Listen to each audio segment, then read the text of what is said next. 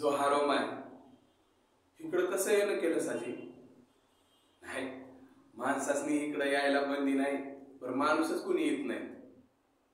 आता काम विचारशील तर काय सांगू, आमची सावली काळी आहे, तुमची असं पांढरी फटक. पण आमची सावली पडली की मन इटाळ होतो, तुमच्या घरचं पाणी बी नसतं.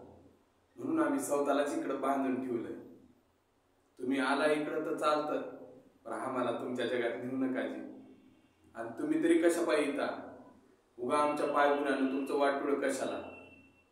नाही, तुम्ही म्हणत असतील आम्ही बी माणसंच आहे, पण आम्हाला नाही पटत आता ते.